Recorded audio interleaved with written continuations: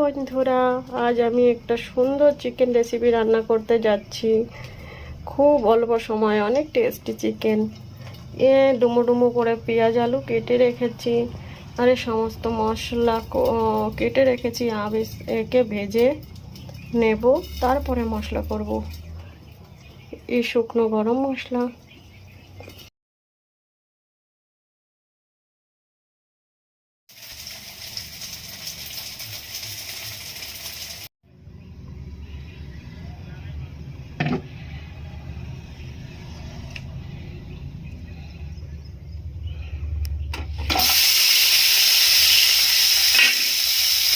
মশলাগুলো একটু ভেজে নেব।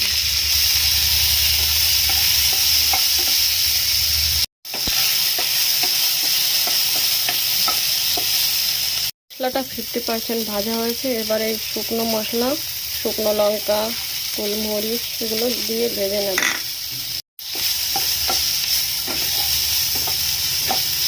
ভাজা হয়ে গেছে, এবার নামিয়ে নেব। ভাজা হয়ে গেছে, এরপর কড়াইতে তেল দিয়েছি, গরম হয়ে গেছে। আলুগুলো ভেজে নেব। আলুগুলো ভাজা হয়ে গেছে ফোড়নে। এবার ফোড়নে দেব তেজপাতা, জিরা, শুকনো পেঁয়াজ কুচি।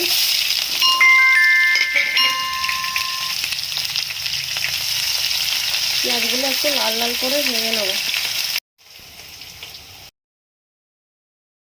পেঁয়াজগুলো 50% ভাজা হয়ে গেছে। এবার চিকেনগুলো এর মধ্যে দিয়ে ভালো করে ভেজে নেব।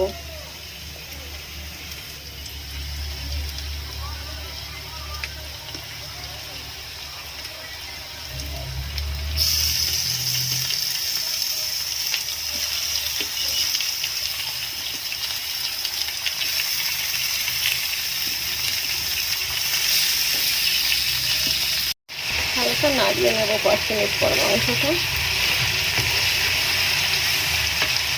দেখো বন্ধুরা, পেঁয়াজগুলো কি সুন্দর গলে মাংসের সঙ্গে মিশে গেছে। এবার আমি জিরে, ধনে, হলদি, লবণ, লঙ্কা গুঁড়ো দিয়ে দেব। দিয়ে একটু নেড়ে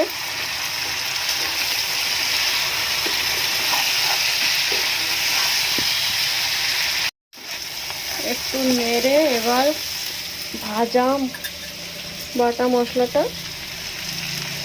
দিয়ে দেব।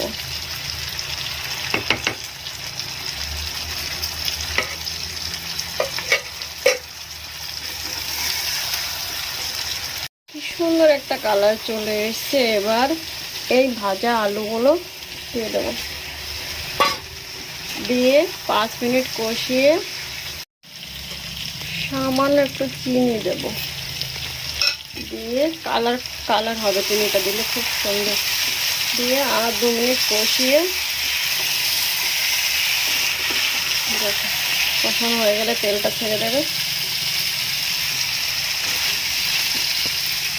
জল গরম করতে বসিয়েছি।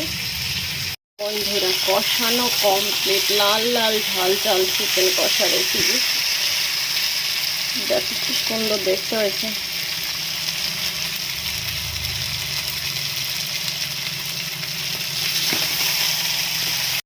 अब জল দিয়ে দেবো।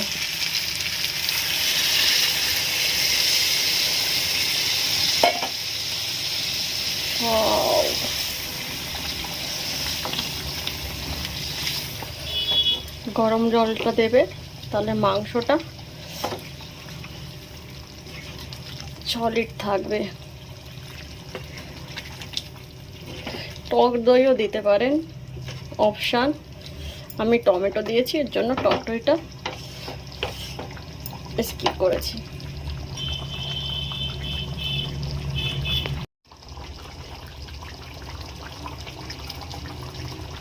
মিনিট ঢেকে দেব। 5 মিনিট পর চলে এলাম। ওয়াও, আমার চিকেন রেডি। এবার নামিয়ে নেব।